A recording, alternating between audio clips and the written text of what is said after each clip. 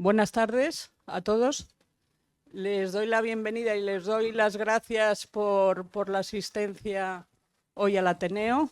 También quiero dar las gracias al Instituto de Física de Cantabria por su constante y fructífera colaboración con este organismo. Alberto Ruiz, que va a presentar hoy el acto, junto con nuestro ponente, que es don José Miguel López Higuera, al que también le doy la bienvenida y las gracias. Le voy a presentar muy brevemente. Les invito a los que quieran conocer su currículum extensísimo, fruto sin duda de un gran esfuerzo vital, que entren en Internet. Yo simplemente voy a, por reducir y sintetizar, voy a dar unas pinceladas porque si no les voy a robar tiempo y no se trata de eso. Don José Miguel López Higuera es doctor ingeniero en tecnología electrónica y fotónica por la Universidad Politécnica de Madrid. Es catedrático de tecnología electrónica y fotónica por la Universidad de Cantabria y también es miembro de la Real Academia de Medicina de Cantabria. Como organismos relevantes, aparte de que participa en multitud de organismos internacionales y nacionales, voy a destacar el Centro de Investigación Biomédica en Red, Bioingeniería, Biomateriales y Nanomedicina, y el IDIVAL, aquí en Cantabria. Sin más, les voy a presentar, a escuchar y a disfrutar de la conferencia que nos va a dar hoy sobre la pregunta: ¿son relevantes o mitos las tecnologías de la luz en la salud y en la medicina? Esa es la pregunta, que esperemos que la desvele.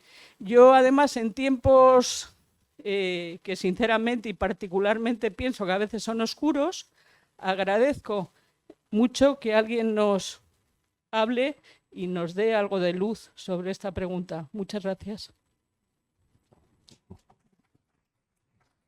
Gracias. Muy bien, bueno, pues muchas gracias. Voy a ser muy breve porque venís a escuchar a José Ramón López Higuera. Bueno, simplemente decir que él, además de tener, como ya ha comentado Ana, ¿verdad? Pilar, perdón, Pilar.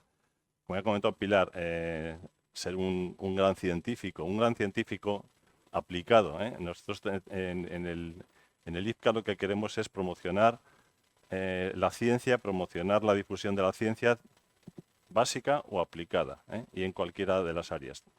Buena ciencia y que realmente se invierta en ciencia. En este caso tenemos una persona que es realmente número uno en ciencia aplicada, en fotónica, ciencia de la luz, os va a hablar. Y lo que quiero también resaltar es que no es solamente un gran científico, y le agradezco mucho que haya venido, sino que es que además dirige un gran grupo de investigación. Estábamos ahora comentando que no se puede hacer ciencia hoy en día si no se tiene un equipo de investigación importante, dedicado y realmente de primer nivel. Y ese es el caso del grupo de él, que él lo ha levantado y ahora lo está manteniendo. Yo creo que la charla de hoy me imagino que os gustará, porque además es un buen divulgador y va a tratar sobre un tema que realmente es muy importante en todas las ramas de la física, pero también como ciencia aplicada, pues en todas las ramas prácticamente de la ingeniería y concretamente en el caso de la medicina, que es un poquito en lo que más creo que vas a hablar, ¿no? Y nada más, yo os dejo ya y te dejo a vos.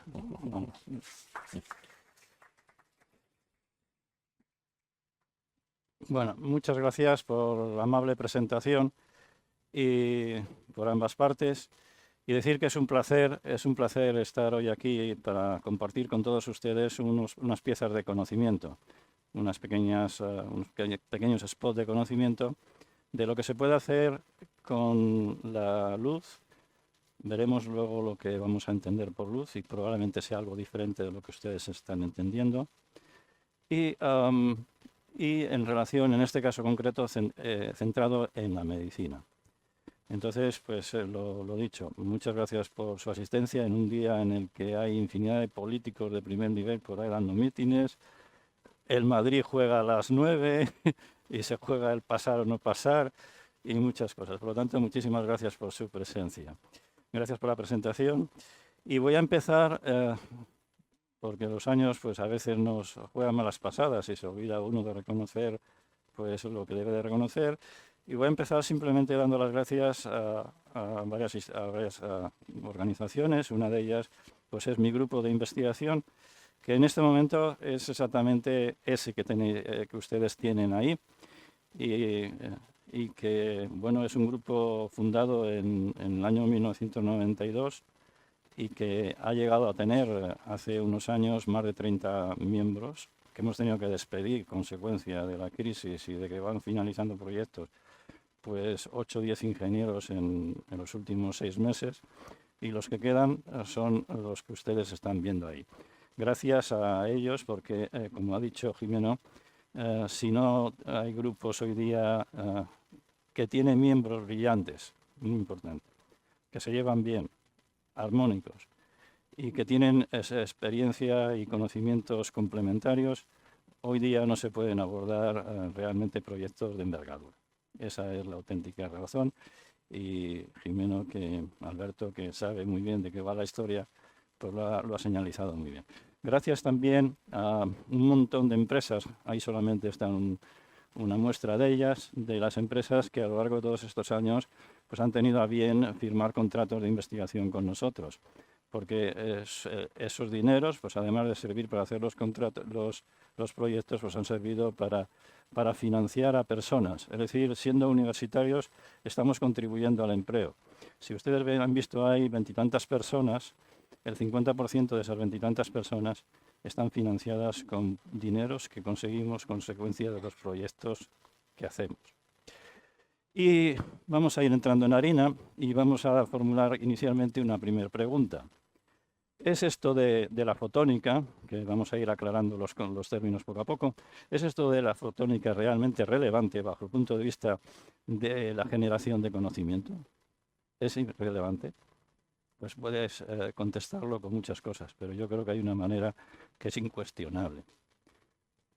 ¿Quiénes son los más reconocidos del mundo?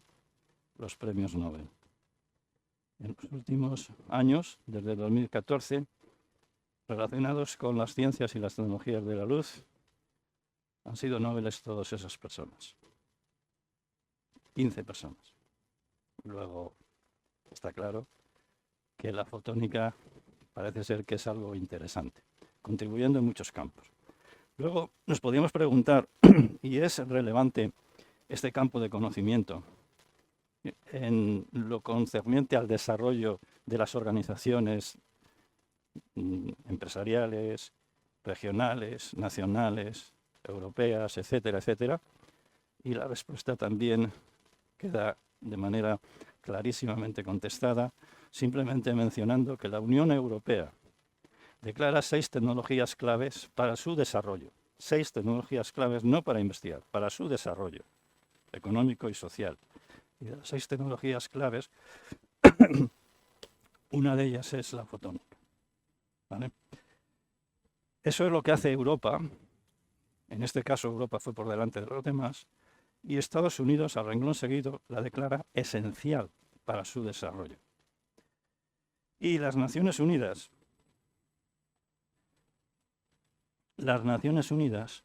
viendo la importancia que tienen estas tecnologías, a renglón seguido, declaran el Año Internacional de la Luz en el año 2015, que ha sido uno de los años internacionales más brillantes y de mayor éxito de los habidos en los últimos años.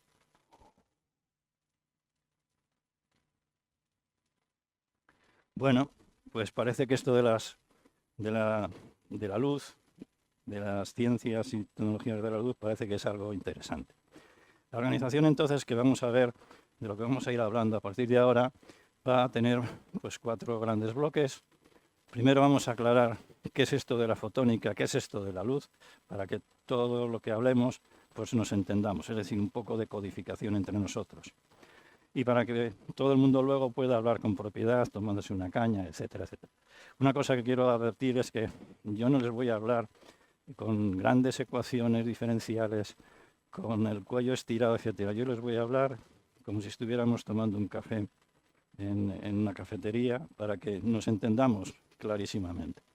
Bueno, pues hablaremos sobre lo que es la luz, luego en la salud. Luego hablaremos de lo que es la luz en la medicina y luego les voy a mencionar, simplemente les voy a mencionar 3 tecnologías basadas en la luz a futuro que de alguna manera van a ser disruptivas. Terminaremos con unas conclusiones que serán muy breves, porque desarrollar pues, ese camino pues, en el tiempo que tenemos, pues no quiero cansarles demasiado. Entonces voy a ser muy breve en casi todo, pero probablemente les cuente cosas que les sorprendan. Bien, lo primero, ¿qué es la fotónica? Pues miren ustedes, hacer cosas con fotones. ¿La electrónica qué es? Hacer cosas con electrones. La fotónica es hacer cosas con fotones. Y que entonces lo podíamos definir un poco más científicamente como la ciencia y las tecnologías de la luz. Eso es la fotónica. Pero si queremos ir un poco más lejos, todo eso lo pueden hacer la fotónica. Todo eso es el campo de la fotónica. La fotónica incluye la óptica, es la manera moderna de concebir ciencias y tecnologías de la luz. Y hay un tema importante aquí, radiaciones electromagnéticas o fotones o flujos de fotones que son partículas diminutas sin masa. Eso es lo que constituye la luz. Es la interpretación de lo que hace la luz por la teoría electromagnética, ondas, o lo que hace la luz por la teoría cuántica, en el que interpreta que la luz son trocitos de energía que pueden transportar esa energía a la velocidad de la luz. Muchos trocitos de esa energía. Es decir, los fotones son unas bolitas muy pequeñitas que no tienen masa y que además transportan energía. Y cuando hablamos de bolitas pequeñitas, van a ver que van a ser millones de millones de millones de millones. Entonces, si las ponemos a funcionar como un ejército bien organizado, probablemente se consigan cosas sorprendentes. El nexo de unión entre las dos teorías, de las dos formas de interpretar la luz, está en la energía del fotón. Es decir, la energía que el fotón transporte, es la única fórmula que van a ver ustedes, está cuantificada por la constante de Planck por la frecuencia. ¿Y la frecuencia qué es? La frecuencia de las ondas. Entonces, si nosotros medimos la frecuencia de las ondas y luego interpretamos los fotones de esas ondas, automáticamente tenemos la energía que transporta cada fotón, ¿vale? Y si hablamos que los fotones son energía, automáticamente vemos que podemos poner esa energía en función de la longitud de onda en vez de la frecuencia. Simplemente esta es la velocidad de la luz y entonces si donde pone F ponemos C partido por lambda, pues podemos interpretar la energía que transporta un fotón pero en función de la longitud de onda. ¿Y eso qué quiere decirnos? Pues que si cambiamos, H es una constante, no la puedo tocar, pero F nosotros podemos hacer ingenios para generar ondas de diferente frecuencia. Y entonces si generamos ondas de diferente frecuencia, podremos tener fotones de diferente energía. Y entonces nos sale lo que es el espectro de los fotones. Y podemos tener fotones que tienen muy poca energía porque su longitud de onda es muy alta, o podemos tener fotones de muy alta energía, porque su longitud de onda es pequeña, y viceversa con la frecuencia. A mayor frecuencia, mayor energía, y de cada fotón, ¿vale? Y entonces luz es todo este rango. Podemos pasar desde 10 elevado a 12, que serían un 1 y 12 ceros de frecuencia, a frecuencias muy altas, incluyendo los rayos X y los rayos gamma. Todo eso son fotones. Entonces, lo que típicamente se ha estado entendiendo por luz era lo que el ojo humano veía, porque las tecnologías sabidas a través de los milenios, hasta hace 4 días, pues solamente podíamos manejar lo que veíamos. Y por lo tanto, ¿se llamaba luz solo a lo que veíamos? Pues no, señores. Luz es todo este espectro, de lo cual hay un trocito pequeñito que el ojo humano puede ver. Esa es la diferencia. De una manera popular, diríamos que luz son las arenas de la playa del Sardinero y unas cuantas arenas de esa playa es la luz que vemos. Luego miren qué diferente es la historia. ¿Y dónde está la enorme diferencia? Pues porque hasta hace 4 años, hasta los años 60, no habíamos sido capaces de generar luces de frecuencias muy diferentes, y muy intensas, que es cuando nace el láser, en 1960. Y en 1960, cuando nace el láser, entonces por primera vez se tiene un generador de radiaciones electromagnéticas, de fotones, flujos de fotones, que incluso son reproducción clónica unos de otros. Y cuando los fotones son clónicos, entonces es como un ejército que está tremendamente organizado. Van a responder muy bien al mando del general. Mientras que cuando el ejército es un desorden total, lo que diga el general, pues probablemente lo sigan unos, pero otros no. Y así es difícil ganar una guerra. Pues eso es lo que hacemos con los fotones. Por lo tanto, otra cuestión importante es que depende de la energía que lleve un fotón, un solo fotón puede cortar un enlace, puede disociar un enlace, puede cortar un material, puede cortarnos la piel, etc. Uno solo, porque su energía es capaz de romper la energía de enlace, la cuerda que les une. Y por lo tanto aparece un ión y entonces aparecería una región, las radiaciones que habitualmente utilizamos en fotónica, habitualmente de manera, en términos generales, para comunicaciones y muchos otros campos, son radiaciones no ionizantes. Mientras que si nos vamos un poquito más arriba, las radiaciones que tendríamos podrían ser ionizantes, como son los rayos X, o los rayos gamma, etcétera, etcétera. Y cuando son ionizantes tenemos un problema, y es que la radiación que interactúa con un material, ese material luego guarda memoria de que ha recibido ese impacto. Y por eso, por ejemplo, cuando nos hacen rayos X, no pueden hacer de manera indefinida muchas pruebas de rayos X, porque los rayos X son radiaciones ionizantes y por lo tanto queda registro de que has recibido esa ionización y lo siguiente se acumula en.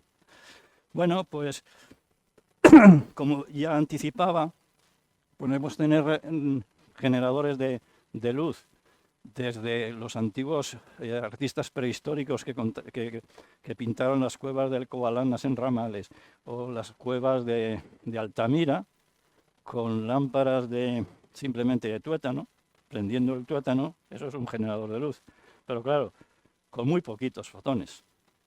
Y además, fotones espontáneos, fotones incoherentes, fotones no correlados entre sí. Mientras que cuando hacemos el láser, entonces los fotones, además de ser muchísimos más, ser ejércitos tremendamente numerosos, luego les hago unos números, pues además esos fotones son clones unos de otros. Esa es la razón por la que conseguimos haces de luz totalmente colimados durante muchísima distancia. Bueno, depende del número de fotones que lleva el rayo, pues podemos hacer cortes, ¿vale?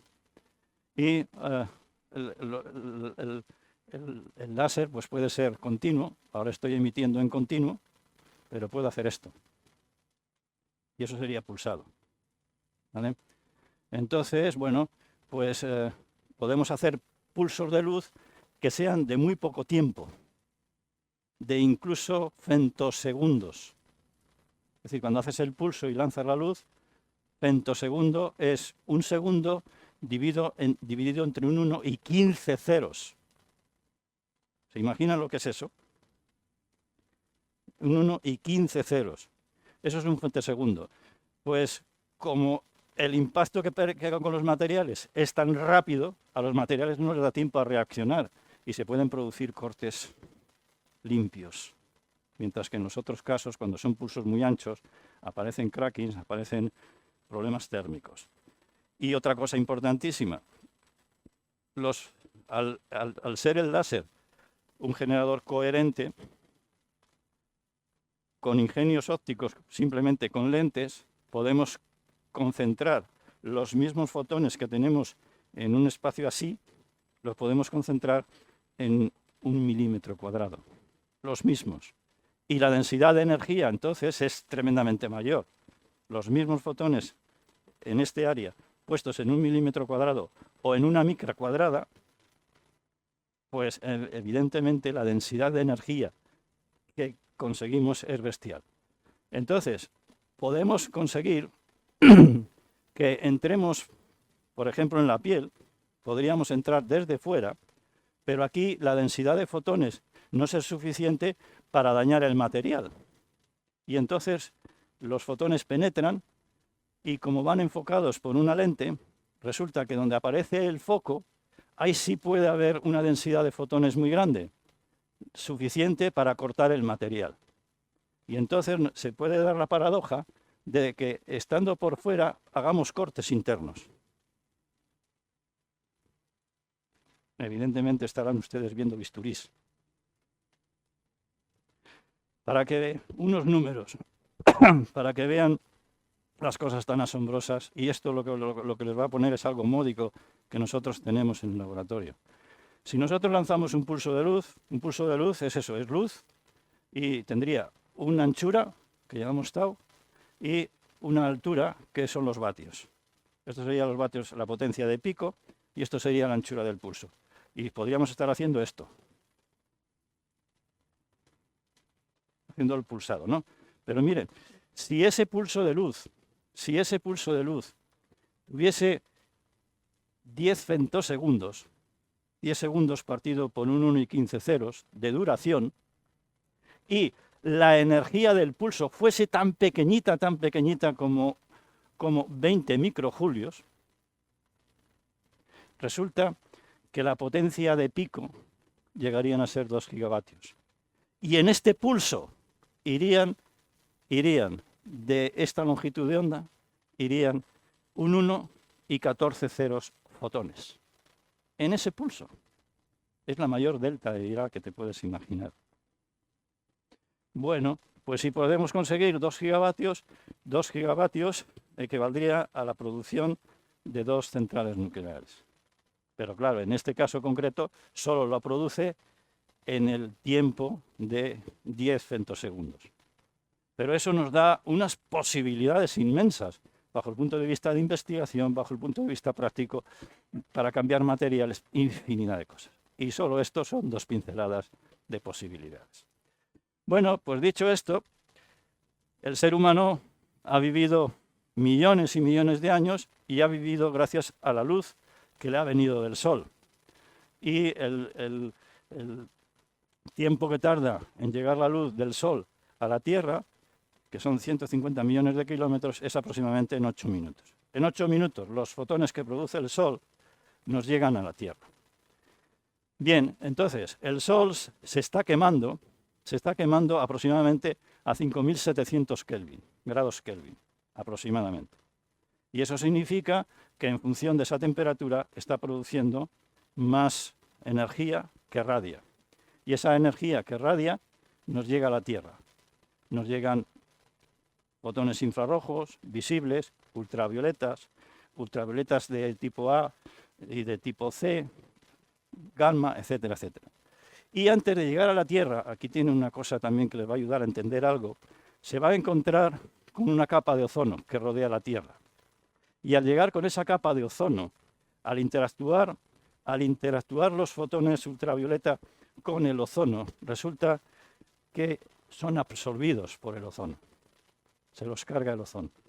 Y el ozono pasa de ser O3 a pasar a ser ozono, o a ser oxígeno molecular. ¿Qué quiere decir que se los han absorbido? Quiere decir que mueren como consecuencia de que les ceden su energía a los átomos de ozono. Los fotones mueren. Y les cede su energía al ozono y los convierte en oxígeno molecular que es sano. Pero esos rayos no nos llegan a la Tierra, afortunadamente.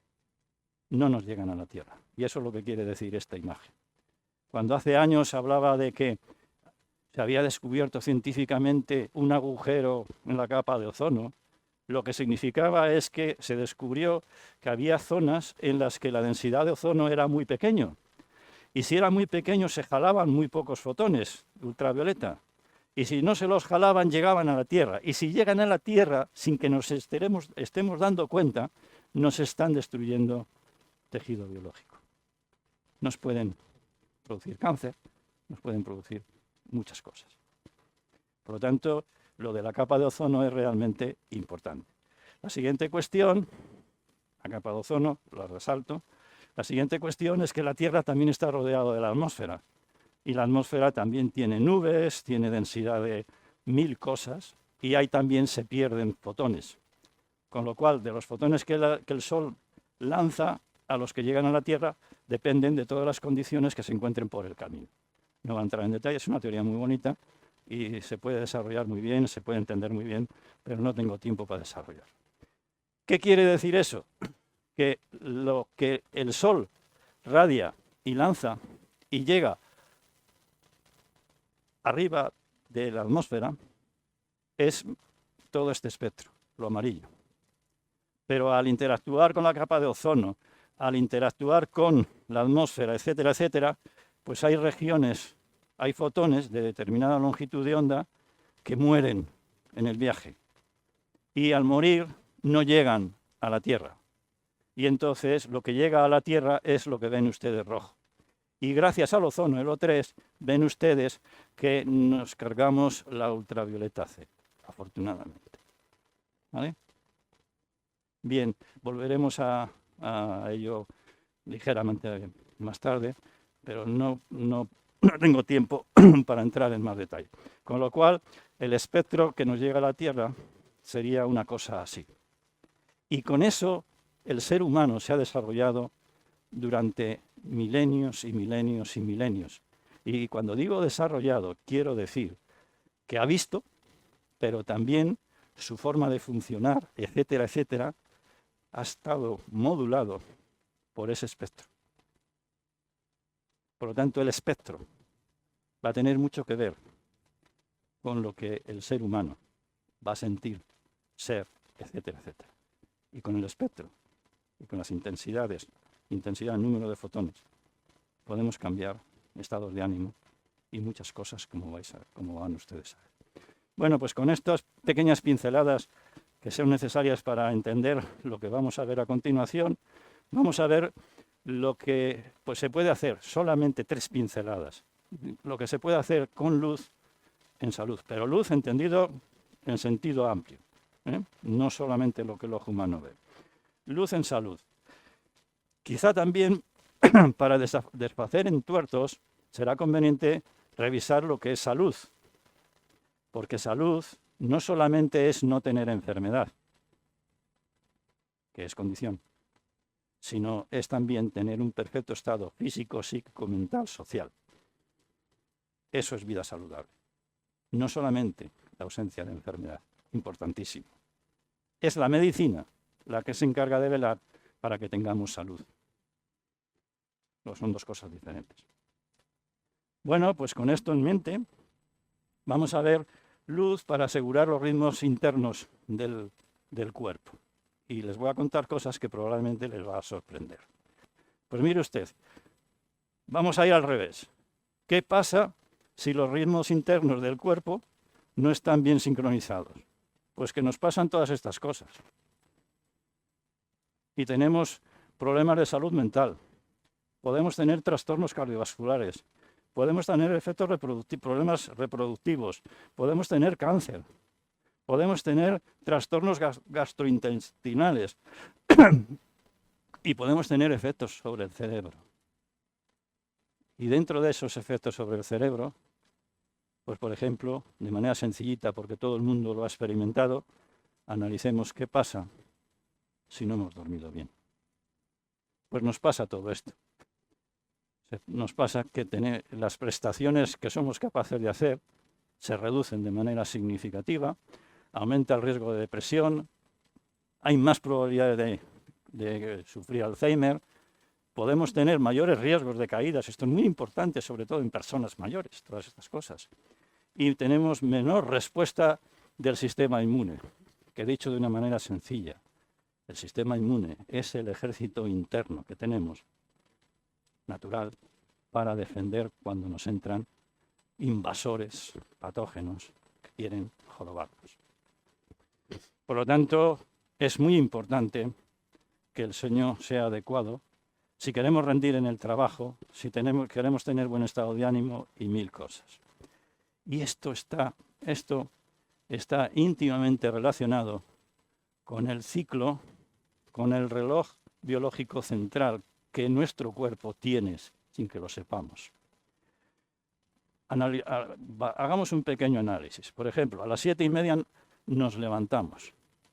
Bueno, pues estamos aquí en el mediodía y a las 14:30 es cuando tenemos mejor coordinación.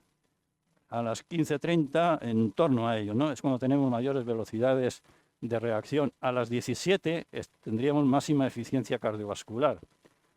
A esta hora podríamos tener la mayor presión arterial, con lo cual, en vez de tomar las pastillas por la mañana, las podríamos tomar a esa hora. Lo que pasa es que procuramos protegernos durante el día, como el doctor Marcos, que está presente, podía constatar.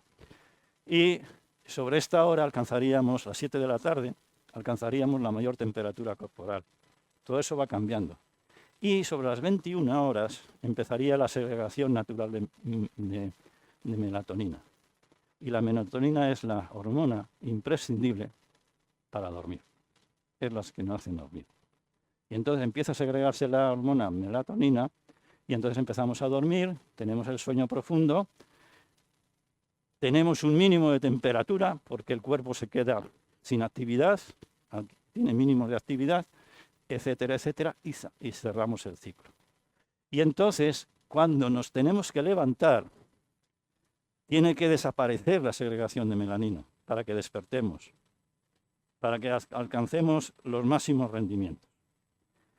Y este ciclo, que se llama ciclo circadiano, en realidad son de 25 horas. Es un ciclo de 25 horas, es un reloj de 25 horas. Y sin embargo el reloj físico son 24 horas.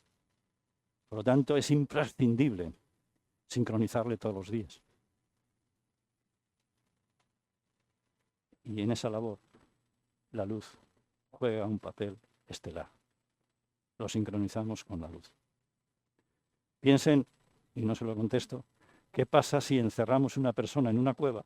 Hace poco ha habido una persona que ha conseguido un récord en una cueva, a oscuras, sin luz, y cuando salga le preguntamos cuántos días ha estado encerrado. Probablemente no coincidan con los que nosotros hemos medido fuera. Bueno, dicho esto, para entender cómo funciona esta historia, vamos a ver cómo funciona esto del ciclo circadiano, de los relojes biológicos, el control de los biorritmos, etcétera, etcétera, pero de una manera muy sencillita. El tema es que todo esto lo hacemos a través del ojo. Es decir, la novedad que les lanzo es que el ojo no solamente le tenemos para ver color, distinguir color, ver imágenes, etcétera, sino que en la retina del ojo la luz entra, penetra, llega a la retina, y esto es una reproducción de la retina. Tenemos varias capas, esto se ha descubierto no muy recientemente. Tenemos una capa en la que están los conos y los bastones, que son los que utilizamos para ver. Los bastones los utilizamos para ver de noche luego son muy sensibles para que puedan funcionar con pocos fotones.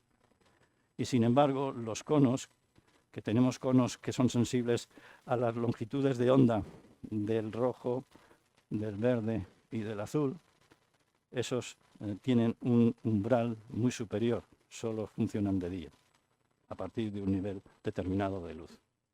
Bueno, pues, ¿qué sucede?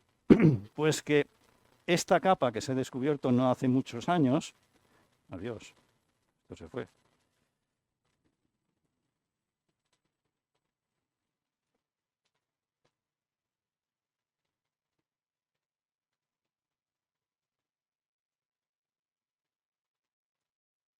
Estoy intentando hacerlo sin gafas. Ah, sí, lo conseguí. Casi es una aventura de acierto. Esta capa, decía, la capa de células ganglionares, se ha descubierto no hace muchos años y la misión que tienen es de actuar de sensor de intensidad. Esa capa te reproduce señales eléctricas a partir de la luz y esas señales eléctricas, por ejemplo, hacen que el iris del ojo se cierre cuando nos llega una sobreintensidad de luz y nos autoprotege. Y muchas otras aplicaciones. Pero la clave de ello está en que genera interacciona con el fotopigmento melanosina y esto es lo que va a controlar el ciclo circadiano. Es decir, que las señales que genera, como no es objeto de la charla, me voy a olvidar de la parte de ver, ¿vale? Y me voy a centrar en esto. Es decir, las señales que generan la capa de células ganglionares, estas van directamente al hipotálamo y ahí es donde tenemos el reloj biológico. Ahí es donde tenemos el reloj biológico. Y el reloj biológico, a su vez, controla todos los relojes de todos los órganos, porque cada órgano tiene un reloj de control de su ritmo. El corazón va a un ritmo, el hígado va a otro ritmo, etcétera, etcétera. Todos esos biorritmos son controlados por la señal que tenemos por este reloj. Por este reloj, que a su vez va a controlar ese sería el reloj central, que a su vez va a controlar relojes de cada órgano individual. Y para ver, estas son las sensibilidades rojo, verde y azul, y aquí estarían los bastones, pero la novedad, lo que quiero que se fijen, es que estos sensores de las capas de células ganglionares, donde son muy sensibles, es en esta longitud de onda, y son mucho menos sensibles en estas longitudes de onda. He puesto debajo el color para que lo relacione. Longitudes de onda que me dan este color, que podría ser el cian azul, por eso he puesto esto aquí. Y en este caso es cuando tienen la máxima eficiencia circadiana, en este momento. Luego, ¿qué va a pasar? Pues que sincronizaremos el reloj todas las mañanas, se hará el ciclo circadiano y si el ciclo circadiano de un organismo sano más o menos sigue el ciclo ideal, estaremos con buena salud. Fuera de ello tendremos algún problemilla, o de cansancio o de lo que sea. Y esto está simulando los diferentes relojes. Y el sincronismo se hace con la luz, porque claro, a lo largo del año hay periodos en los que el día es mucho más largo que la noche y hay periodos en el que la noche es mucho más larga que el día. Y entre el más largo y el menos largo, el solsticio y todo lo demás, pues tenemos todo ahí un montón de diferencias de días-noche. Pues eso lo sincroniza la luz. ¿Cómo lo sincroniza? Directamente a través del ojo, por las razones que les he comentado. Cada vez que cuando nos levantamos y recibimos luces brillantes en este color, sobre todo, afectan más que esa longitud de onda. Pero ya han visto que, por ejemplo, la parte verde, en verde amarilla, esa parte apenas es sensible. Tiene muy poca eficiencia en el ciclo circadiano. Sin embargo, en esta otra, que es lo que quiero decirle, esta otra tiene mucha influencia. ¿Y esto qué quiere decir? Esto quiere decir que cuando nos levantamos es conveniente para despertar y sincronizar, recibir luz. Recibir luz, sobre todo las longitudes de onda que tienen ahí. Vamos a recibir la luz todas las longitudes de onda, pero las que nos van a afectar y nos van a sincronizar el reloj van a ser las de este color fundamentalmente. Punto 1. Punto 2. Si por la noche nosotros estamos en lugares cuya iluminación es intensa y sobre todo en estos colores, lo que estamos haciendo es inhibir el ciclo de melatonina. Estamos inhibiendo la segregación de melatonina y por lo tanto no cogemos el sueño. ¿Han entendido? Y por lo tanto no cogemos el sueño, porque para dormir necesitamos la melatonina. Es como está montado.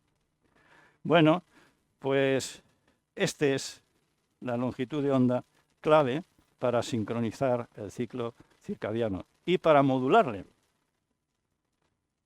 para reducir el jet lag. Podría extenderme aquí en 1000 cosas. Vayas a Estados Unidos o vayas a Japón.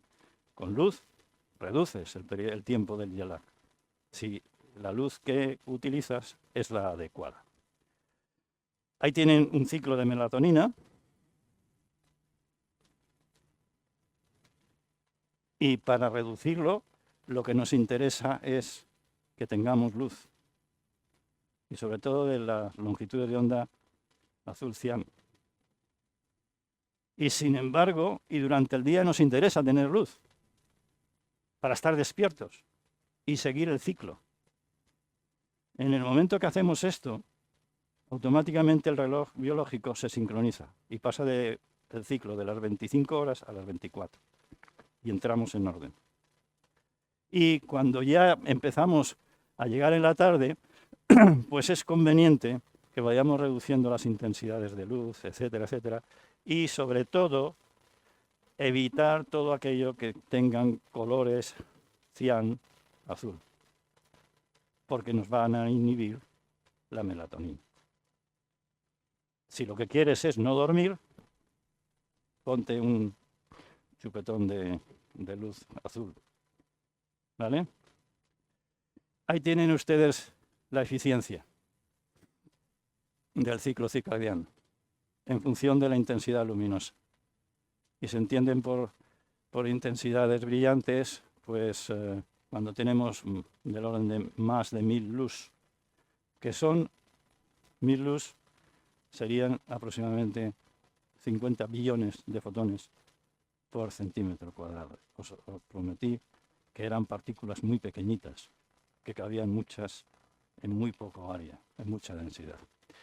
Bien, pues todo eso nos quiere decir que si disponiendo de iluminaciones con las tecnologías que tenemos, las iluminaciones de los lugares, de los despachos, de los coches, de las casas, etcétera, son inapropiadas, nos están disrupciendo, nos están desordenando el ciclo circadiano y tendremos problemas. Y al revés. El conocimiento sirve para saber lo que está bien y lo que está mal. Y por lo tanto, con las nuevas tecnologías de estado sólido, de fuentes de estado sólido, como son las tecnologías, por ejemplo, LED, para iluminación, podemos reproducir perfectamente el espectro de luz que más nos interesa en cada momento del día. Y por lo tanto, que más nos interesa en cada momento del día.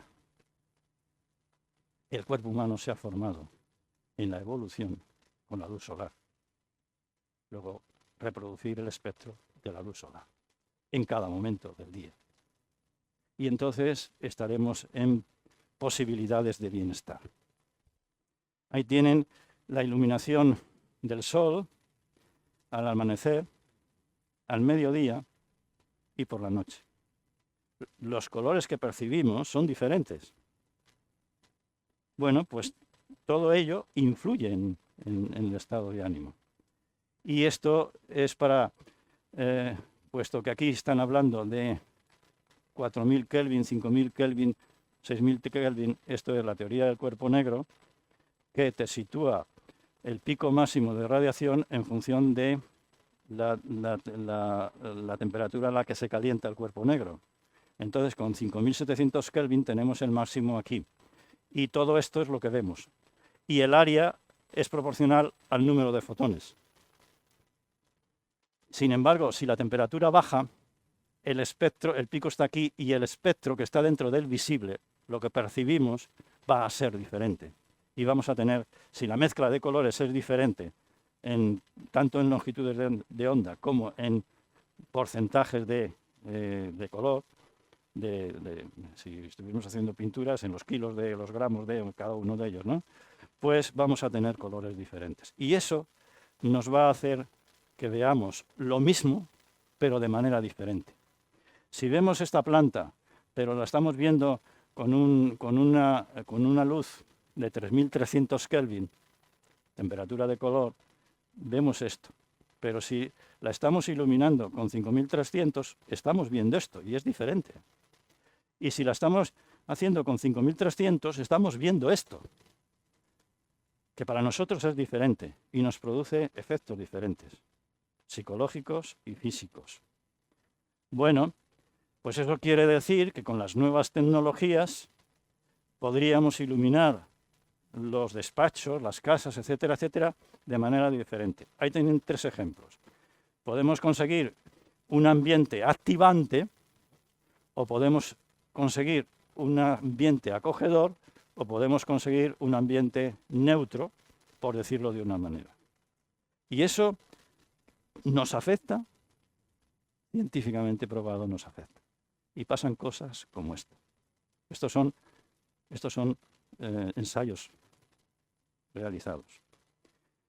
Si tenemos una persona que tiene mucha excitación, esta abscisa sería la abscisa del placer, mucho placer, poco placer, y esto sería la excitación, mucha energía, poca energía. Bueno, si tenemos una persona ansiosa, es porque tiene mucha energía y tiene muy poco placer. Si a esa persona le sometemos, la ponemos en un lugar con este ambiente, que es el acogedor, esa persona evoluciona su estado de ánimo de estar aquí a estar aquí. Tiene mucha menos energía. Recuerden que termodinámicamente se alcanza la estabilidad, se alcanza el placer cuando se adquieren mínimos de energía. Bueno, pues le podemos pasar de aquí a aquí. Al revés, si tenemos una persona triste, tiene baja energía, está muy desagradable, muy poco placentero, y le sometemos a un área en el que hay una iluminación activante, esa persona pasa a tener este otro estado de ánimo, simplemente con la iluminación. Mientras que si lo hacemos con un ambiente neutro, pues no pasa, se mueve un poco, pero no pasa al otro cuadrante. Sigue estando mal y sigue estando triste. Estos son datos científicos.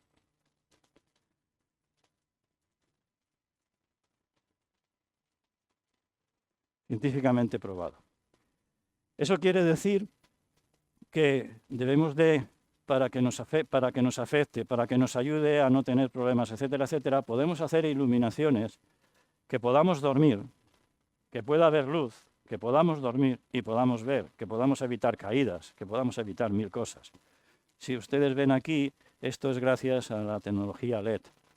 La tecnología LED. Y por la noche se pueden con muy pocos fotones, pero fíjense ustedes, ¿qué color tenemos aquí? Es un amarillo, ¿no? Y el amarillo afectaba al ciclo circadiano, era la zona en la que la eficiencia era prácticamente nula. Por lo tanto, no nos va a inhibir la melatonina, aunque lo tengamos encendido. Pero si una persona se levanta, y esto para las personas mayores es fundamental, si una persona se levanta no tiene que dar la luz, está viendo por dónde tiene que ir al baño, lo que sea, y se le puede marcar las sendas, 1000 cosas. Esto es muy importante en general, pero sobre todo para residencias de mayores. Y esto se consigue gracias a las nuevas tecnologías LED, en el que se pueden desarrollar con inteligencia, es decir, que la iluminación no solamente nos reproduzca un espectro, sino que nos reproduzca el espectro que corresponde a cada momento del día. Y esto hoy día es posible. Hace años era imposible. Gracias a las tecnologías LED que se tienen y sobre todo del último descubrimiento del profesor Nakamura, premio Nobel, que consiguió el LED azul. ¿Vale? Y entonces se tenía el rojo, verde y azul.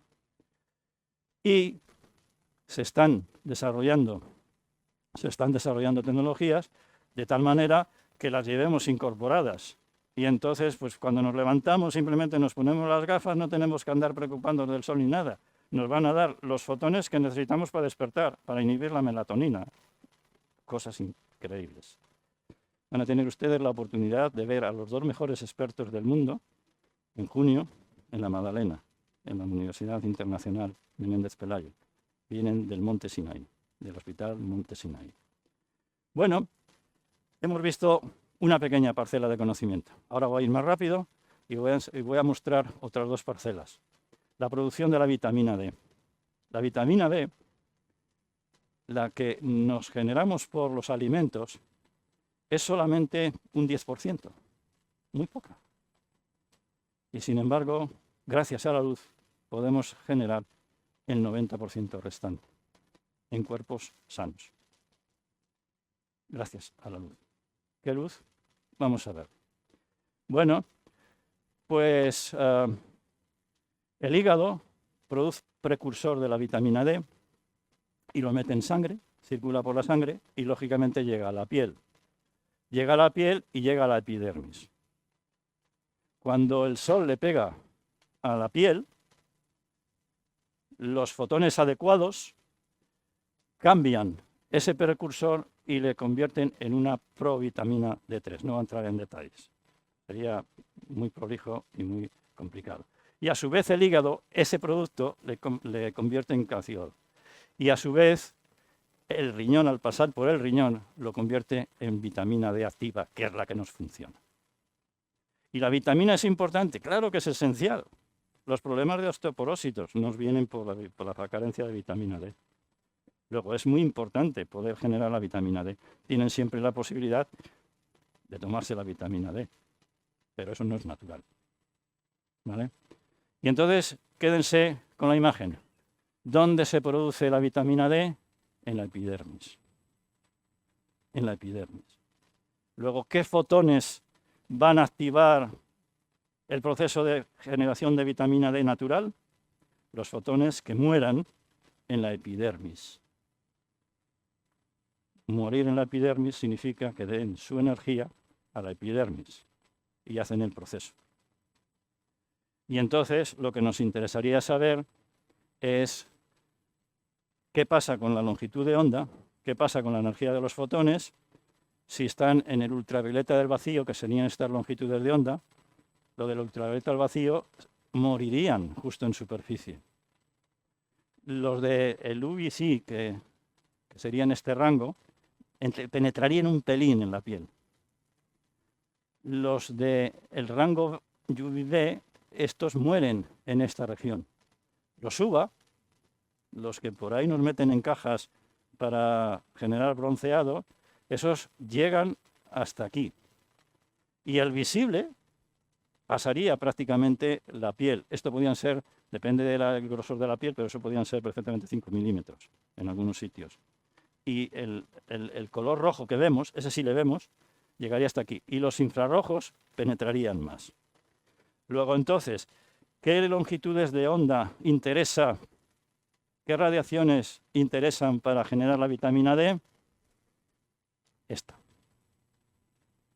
Pero, problema, todas estas son nefastas para el cuerpo humano. Le pueden producir enfermedad, pueden producir cáncer y muchas otras cosas. Afortunadamente, estas no nos llegan, se quedan por la capa de ozono, pero nos llegan estas. Y de la ultravioleta que nos llega, aproximadamente solo el 5% está en este rango.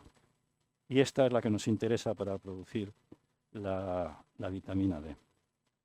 Pero claro, si las radiaciones UVB y la A no son buenas para el cuerpo humano, pues habrá que llegar al típico problema de ingeniería, y es ventajas e inconvenientes. Habrá que tomar el sol, habrá que recibir esas radiaciones,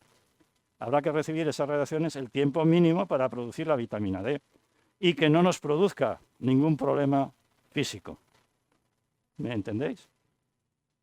Bueno, pues ahí tienen una demostración de cómo una luz roja, pues ese es un dedo, llega perfectamente y se difunde. Y miren lo que pasa con la gente que toma demasiado sol. Tiene problemas de envejecimiento de piel y muchas otras cosas. Luego, todas las radiaciones ultravioleta hay que tener mucho cuidado con ellas bajo el punto de vista de interacción con el cuerpo humano. Bueno, entonces, ¿cómo nos protegemos? Pues lo que podemos mirar es el índice de ultravioleta que nos dice la AEMET, que tenemos cada día. Y entonces aparecen regiones en las que el índice es pues bajo. Cuando va ese índice entre 1 y 2 es muy bajo, no hay problema. Entre 3 y 5, moderado. Entre 6 y 7, el índice. El índice ultravioleta, que nos suelen a veces leer por las mañanas o contar por las mañanas. Y si no, entramos en la AEMET y lo vemos.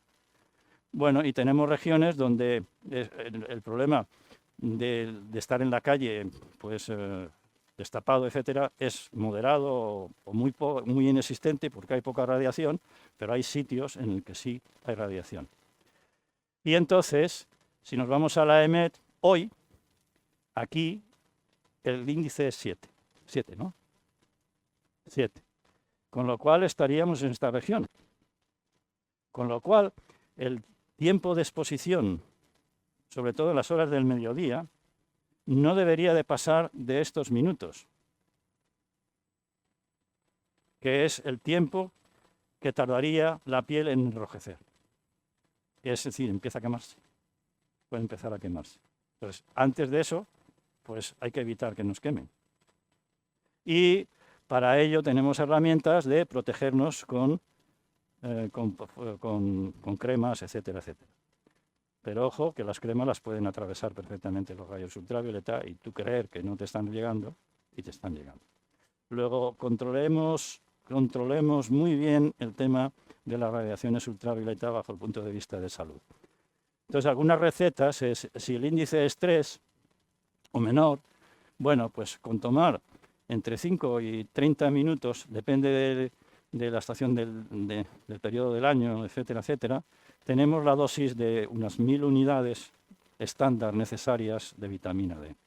Ya no necesitamos tomar más. ¿Para qué pasar a tomar más si nos puede producir un problema?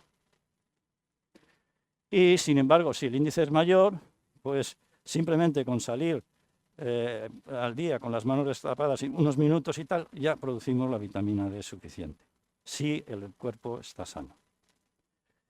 Y en términos generales, como visión general, evitemos estar al sol de manera intensiva, descubiertos, porque luego tenemos la forma de protegernos con sombrillas, podemos protegernos con sombreros, etcétera, cremas, gafas, etcétera. Importante todo ello. Estemos protegidos durante el periodo entre las 11 de la mañana y las 4 de la tarde, que es cuando mayor radiación ultravioleta vamos a tener en términos generales. Bueno, otro tema, luz ultravioleta para lograr ambiente saludable, para lugares en los que estén libres de patógenos. Si resulta que la luz ultravioleta afecta a los ácidos nucleicos, los capa.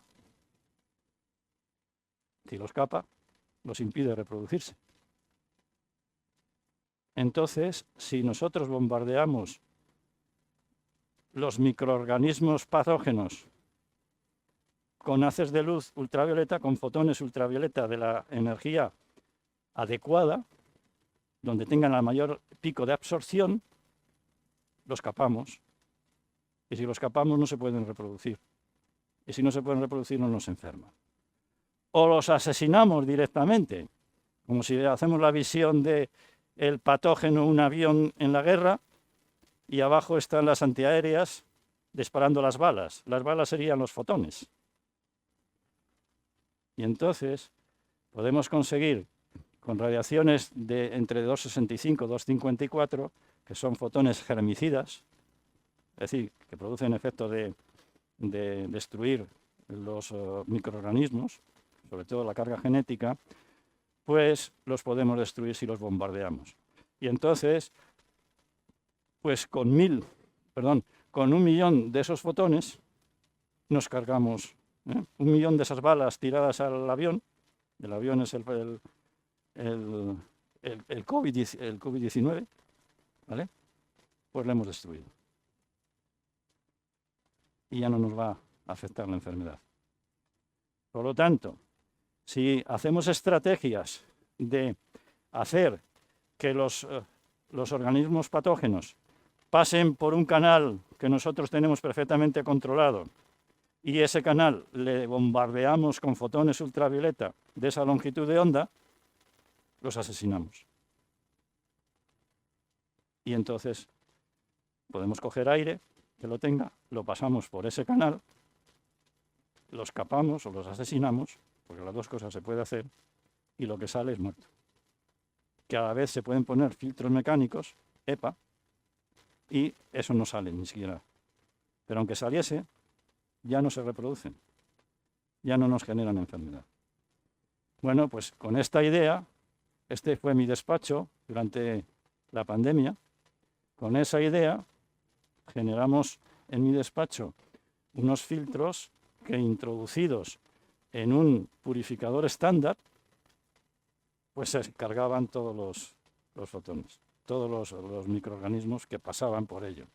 Es decir, por aquí debajo, esto está al revés, entraban el aire y salía por aquí, pero aquí nos los cargábamos como consecuencia de hacer ese truco que les he contado, un filtro que asesinaba los microorganismos patógenos. Y con ello nos gastamos la pasta, nosotros, no la institución, mi grupo, se gastó la pasta y nos pusimos en los despachos y en los laboratorios circuitos de estos funcionando y nos protegimos durante ese periodo. No debería haber ni un solo servicio de un hospital, como por ejemplo las urgencias, en las que te viene todo lo que te puedes imaginar, sin que protejamos a esos médicos, con técnicas que hoy día ya se controlan. Pero cuesta dinero. De hecho, nosotros no nos lo pagó la institución, lo pagamos nosotros, con fondos propios. Bueno, la otra parte de la salud, lo que comemos. Lo que comemos debe estar sano, ¿no? Garantizado sano. Pues se pueden hacer trucos con técnicas de luz de tal manera que en línea se chequeen al 100%, ahí está ilustrado con hamburguesas, se chequeen el 100% de la producción alimenticia. Y no va a entrar en más detalles. Bueno, pues ahora vamos a pasar a este bloque y voy a ir muy rápido. Prácticamente les voy a dar pinceladas de se puede hacer esto, se puede hacer lo otro, porque si no nos vamos a ir de tiempo y no es el momento. Me encantaría tener mucho tiempo y poderles contar muchos detalles, pero no lo tenemos. Bien, pues vamos a barrer ahora este bloque. Y entonces, dentro de ese bloque, que sería la medicina, la luz en la medicina, pues una parte clave de la medicina es el diagnóstico y la supervisión. Es decir, ver lo que tienes, medir lo que tienes, etcétera, etcétera, ¿no? Y van a ver ustedes que hay infinidad de equipamiento que se hace con técnicas de luz. Por ejemplo, podemos hacer un tour tripulado por las cavidades inferiores. Y nos pueden ver si tenemos un pólipo en el recto o no. Eso es una colonoscopia. Pero podemos hacer un tour no tripulado. Es decir, como una píldora que nos tomamos, de las que nos tomamos por las mañanas, que la ingerimos y va bajando por todo el recorrido hasta que sale. Y podemos ir viendo por dónde va. Y puede estar viendo este pólipo en el colon. Y todo eso se puede estar viendo y además se debe dejar registrado. El médico lo puede analizar y toma decisiones. O con sensores de fibra óptica tremendamente diminutos. Una fibra óptica es aproximadamente un diámetro, un cilindrito de vidrio de aproximadamente 125 micras, muy pequeñito, pues nos pueden entrar y llegar a la aorta. Y ahí medir la presión. Y eso a lo mejor para seguir monitorizando una operación, ¿no? Luego ese canal de fibra óptica se tira. Pero esto se fabrica en serie y vienen a costar en fábrica unos 10 euros por unidad, que bajo el punto de vista de práctica clínica pues es un gasto soportable perfectamente. Se tira por razones de sanidad, porque el sensor funciona divinamente, pero se tira por razones de seguridad. O podemos estar midiendo la actividad de una persona encamada. Es una tecnología que hemos desarrollado en mi grupo. Y simplemente un sensor de fibra óptica que se coloca debajo de la almohada o debajo del colchón y te está viendo el ritmo cardíaco, te está viendo si estás en la cama o no, porque es extremadamente sensible, etcétera, etcétera. O otro desarrollo de nuestro grupo, o podemos hacer un sensor híbrido en el que lo que los médicos monitorizan con un crono en mano habitualmente en estos momentos, con un crono en mano y poniéndole al paciente pues sensores, acelerómetros y una cosa y otra, pues en este proyecto, ahí tienen los partners, en este proyecto simplemente se mandaba al paciente, siéntese usted, ande 3 metros, gire, vuelva y siéntese. A la vez que era monitorizado con luz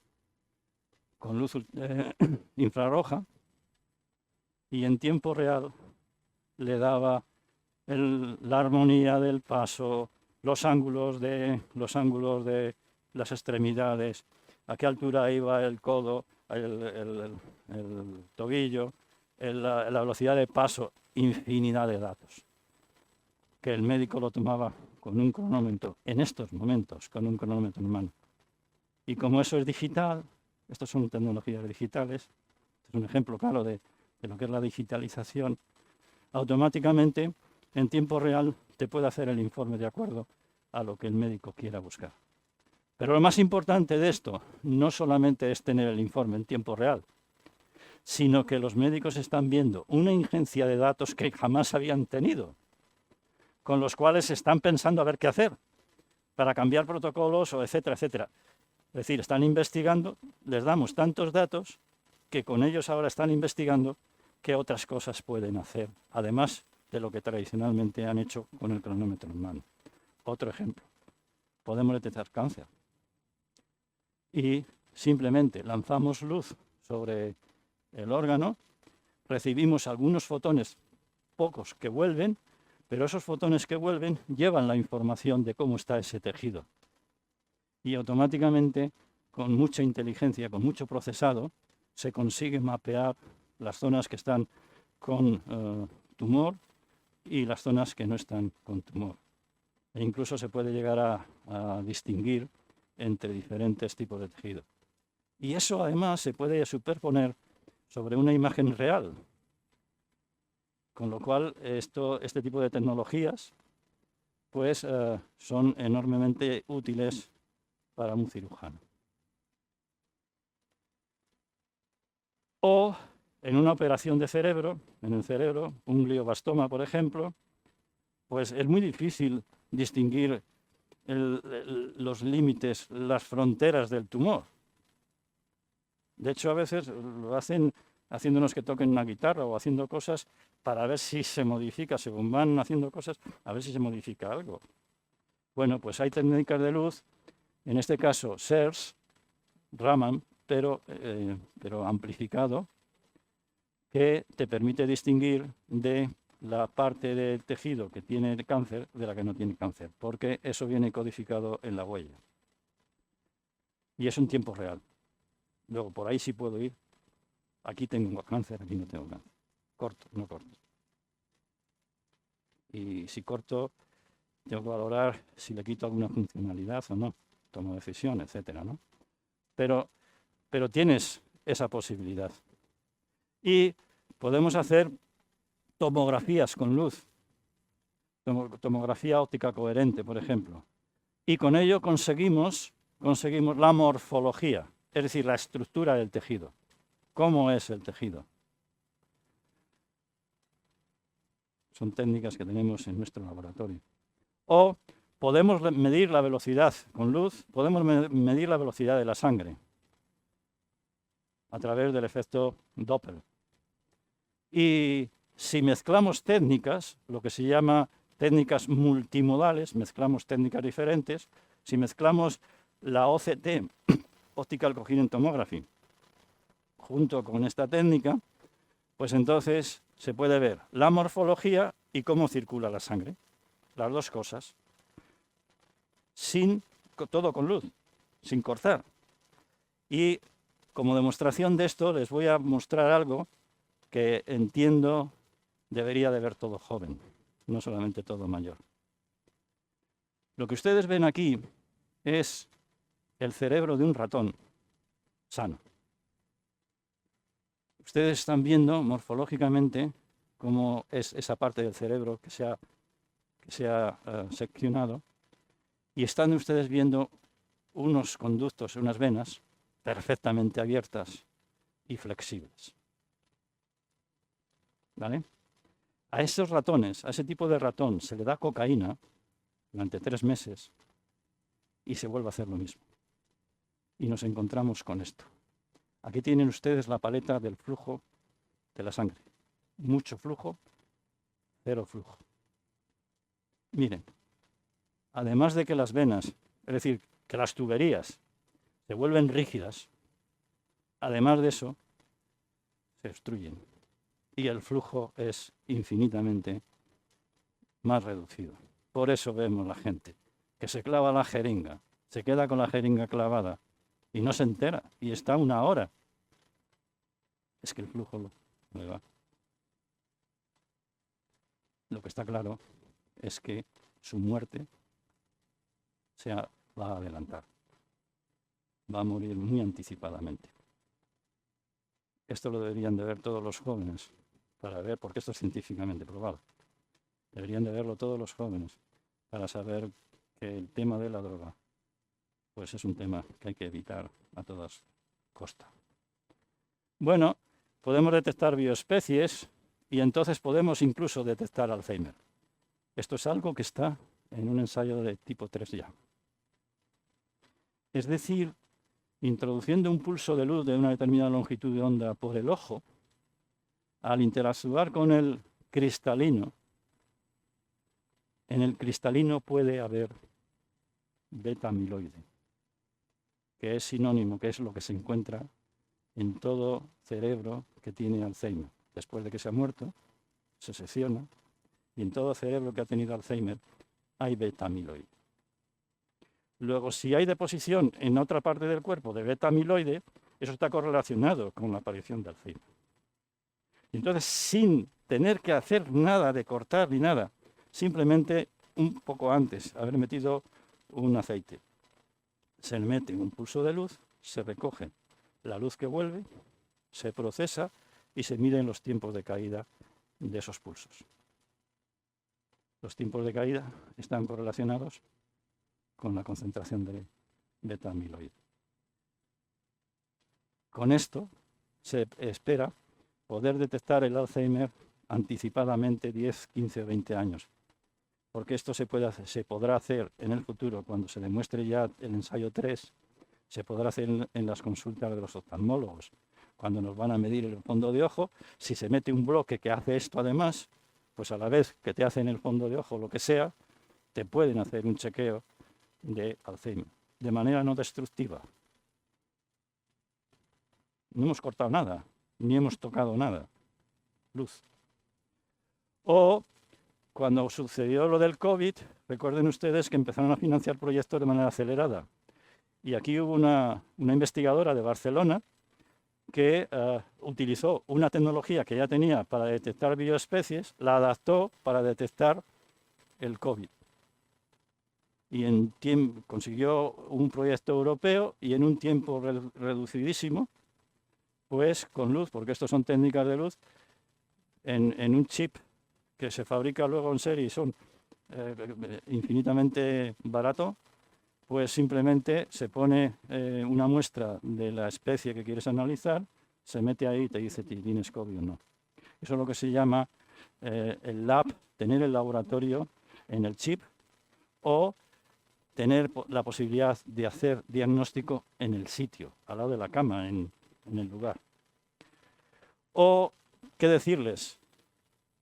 En los smartphones llevamos auténticos computadores tremendamente potentes, adicionándoles ingenios ópticos específicos. Se pueden hacer medidas de cosas que ustedes no se pueden ni imaginar. Ahí tienen el pionero, Aidogan Ozcan, de la Universidad de California, en Los Ángeles. Tendremos la fortuna de ver la apertura del curso ISLIS en la Magdalena, la conferencia inaugural la dará él. ¿Y qué hablar de nuestro jefe? ¿Cómo funciona nuestro jefe? Pero de manera no destructiva, con radiaciones no ionizantes. Pues se nos ponen emisores de luz por un lado y detectores por otro, en toda una matriz perfectamente pensada, y se mete luz y se recoge la luz que llega a los fotodetectores. Todo eso se procesa con muchísimo procesado gracias a las enormes capacidades que tenemos hoy día de procesado y aplicando inteligencia artificial, y entonces vemos esto. Le ponemos a la persona a escuchar y entonces vemos qué parte del cerebro se está activando. Le ponemos a la persona a leer y vemos qué parte del cerebro se está activando. Y ponemos a la persona a hablar y vemos qué parte del cerebro está activando. Esto está contrastado, esta tecnología óptica, esto es luz, está contrastado con la clásica de la funcional de la imagen magnética, de la resonancia magnética. Y ven la correlación. Así podemos ir descubriendo cómo el cerebro funciona, pero sin abrirlo, con luz. ¿Y qué decir de esto? Si sabemos cómo funciona, podremos llegar a aprender a controlarlo. Podemos llegar a aprender a controlarlo. Podemos inducirle miedo, podemos inducirle hambre, le podemos manipular. Y esto, señores, ya se ha hecho en ratones. Aquí tienen el padre de la Universidad de Stanford. Esto ya se ha hecho en ratones y lo que se ha hecho en ratones pasará al ser humano. Y entonces, ahora mismo, hay una gran preocupación y promovidos por Rafael Yuste, que es un español que está en la Universidad de Columbia, pues se ha generado lo que se llama el proyecto BRAIN. Y una de las partes del proyecto BRAIN es, además de desarrollar las tecnologías para entender cómo funciona el cerebro, etcétera, etcétera, es empezar a velar por los derechos del cerebro. Parece ciencia ficción, pues ya lo están haciendo. Esto se montó durante el mandato de Barack Obama. Por lo tanto, actuemos antes. Este hombre es una eminencia española que tuvimos la fortuna de escuchar en la conferencia inaugural en la Universidad Menéndez Pelayo en el año pasado, en junio. Bueno, ¿y se pueden atrapar cosas con la luz? Pues se pueden atrapar cosas con la luz. Se pueden manipular, se pueden, digamos que, manejar los haces de luz de tal manera que hayan zonas de gran intensidad. Y en esas zonas de gran intensidad, si aparece una partícula diminuta, pues se puede concentrar ahí. Y una vez que se atrapa, la llevas donde quieres. Y si la atrapas y la estás atrapando con luz, no tienes contacto físico alguno con ella, no la estás contaminando. Por lo tanto, a renglón seguido, con otros láseres, con otras intensidades, la puedes cambiar propiedades, la puedes manipular. No es ciencia ficción, ya se hace. Ahí ven ustedes cómo tenemos una partícula suspendida, levitando, con luz. Y ahí tienen motas de sangre, cogidas con las pinzas ópticas y llevadas a donde uno quiere. Pero se puede, con luz, también se puede tratar, se puede curar, no solamente detectar. Y con luz, por ejemplo, podemos tallar la córnea y podemos recuperar la visión y quitarnos las gafas, si la córnea lo permite, ¿vale? Es como hacer un fresado, pero con luz.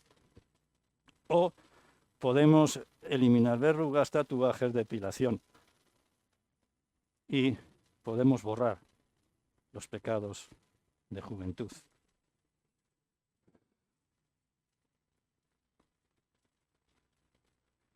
En momentos en que ya no nos interesan que estén. O tenemos una hiperplasia benigna de próstata y con luz la podemos vaporizar y evitamos el problema. Y te dan el alta en el día. O con luz podemos asesinar, podemos matar cáncer con técnicas de terapias fotodinámicas que consisten en lo siguiente de manera descriptiva. Estos son las células enfermas que tienen cáncer y se les inyecta un fotosensibilizador que se tiende a depositar sobre los malos. Son muy egoístas las células cancerígenas, son muy egoístas, quieren todo para ellas.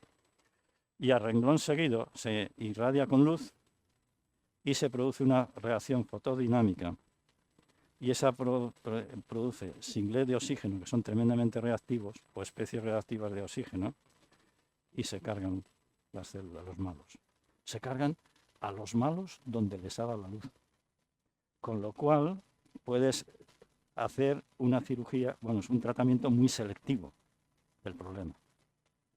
Y lo que es muy importante, con estas técnicas no nos cargamos la estructura del tejido, sino que el colágeno sigue existiendo. Y si mantenemos el tejido, el cuerpo humano es tan sabio que es capaz de volver a regenerarse. Y entonces podemos incluso tener muchísimos casos de regeneración, es decir, tener una apariencia fenomenal. Y pueden ver ustedes que estas técnicas se pueden utilizar tanto para cáncer como para infecciones. Esto es una técnica que se puede utilizar con los problemas de la resistencia de muchos fármacos. Vamos finalizando. Ahí tienen 2 cánceres pequeñitos tratados con esta técnica. A los 4 días tendríamos esto y al mes tendríamos esto. Y si vemos esto es porque se le ha quitado un trozo para hacer una biopsia a ver si quedaba algo de cáncer. Bien, vamos al final de manera rápida. No solamente podemos hacer esto, sino que con láser, con luz, podemos hacer múltiples herramientas para curar. Podemos hacer eso. Eso es un stent. Eso es un stent. De los muchos que hoy día, gracias a Dios, nos salvan la vida. O podemos hacer una pieza por fabricación aditiva, es decir, el diseño, y directamente con tecnología láser la reproducimos. Y podemos hacer todo eso. Y muchas otras cosas, que por razones obvias no les voy a contar. Vamos al final y simplemente les voy a mencionar 3 tecnologías a futuro. Una es, lo que está en ciernes ya, es el conseguir biopsias automáticas. El patólogo hoy día tiene la muestra y compara lo que ve con lo que él tiene en su cerebro o en su base de datos y deduce si está bien, está mal, qué grado, etcétera, ¿no? Bueno, pues utilizando diferentes técnicas de las que hemos ido viendo a lo largo de la charla, que cada una de ellas te da una prestación diferente, todas ellas se pueden mezclar en el mismo equipo y se puede sacar una multitud de información, una ingente cantidad de información que al ser tratada con inteligencia artificial nos puede dar diagnósticos en tiempo real. Biopsias automáticas. El patólogo toma decisiones con las 100 y pico imágenes que tiene en su retina, en su cerebro y 1000 cosas. Aquí podemos tener todas las biopsias realizadas en el mundo como fuente de datos para la inteligencia artificial.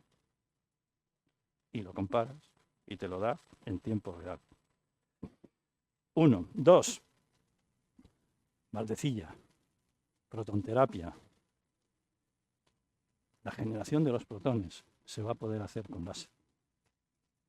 Y nos podremos evitar en el futuro esas instalaciones tan monstruosas para generar los fotones. Todo esto está demostrado, pero no está listo.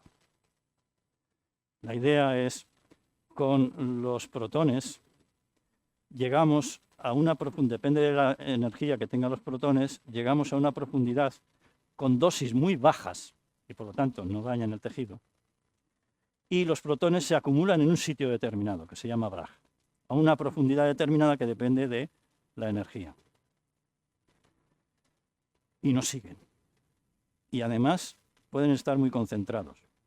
Si tú modificas o tienes la capacidad de generar protones de diferente energía, tú puedes coger este pico, que es un pincel, y le puedes barrer. Y puedes atacar una zona más amplia.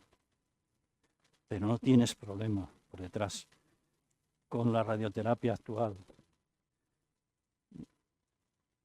Aquí está el tumor. Por aquí hemos entrado y hemos dañado por aquí y también por detrás. Con los protones entramos con dosis bajas, pero los protones se acumulan donde que nosotros queramos. Este va a ser el gran avance del doctor Prada en este hospital. El doctor Prada es el responsable del servicio de radiología oncológica, una eminencia. Y él va a ser el encargado de poner en marcha esta instalación. Pues eso se va a poder hacer con láseres. Cuando se irradia una lámina metálica fina con un láser intenso, aquí se genera un plasma. Iones y electrones. Y por el otro lado se van los protones. Esos protones son los que van a ser utilizados para hacer la protonterapia. Pero van a ser generados mediante láser. Se va a llamar protonterapia láser. Y para finalizar, cosecha propia. Lo que ustedes ven ahí es un proyecto que hemos presentado, una propuesta de proyecto que hemos presentado a la Unión Europea dentro del programa Pathfinder, que es el programa que busca ideas disruptivas, ideas rompedoras.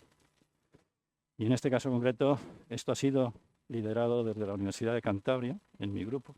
Yo soy el responsable de este proyecto, de esta propuesta de proyecto.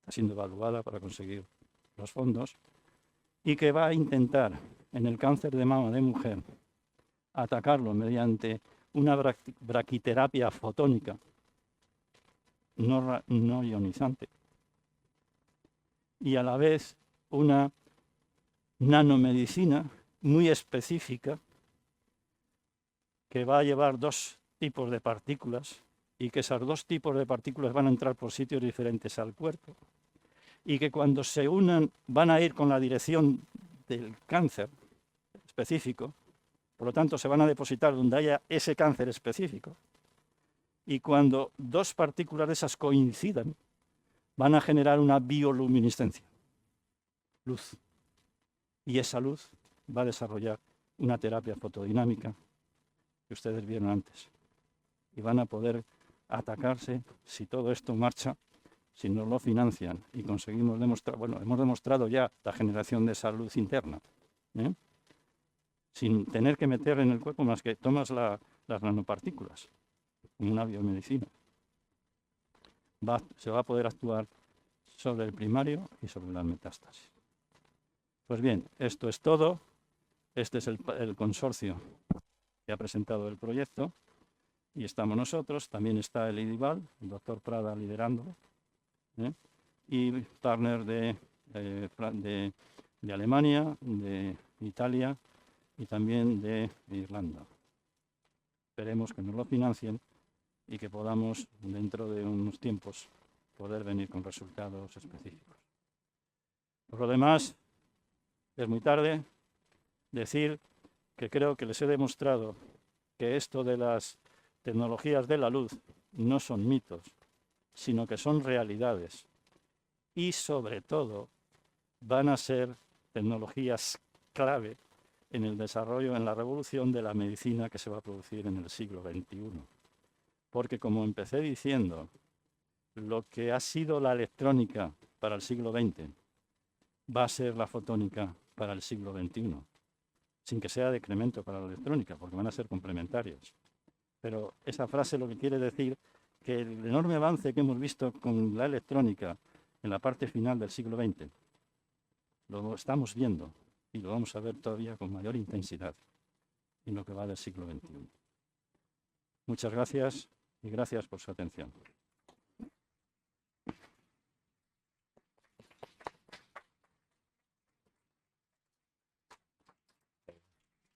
Bueno, muchas gracias. No, se nos ha hecho un poco tarde, así que te tendremos que volver a invitar a que nos cuentes la mayor parte de las cosas. Entonces, vamos a hacer una pregunta solamente, una pregunta y si hay alguna.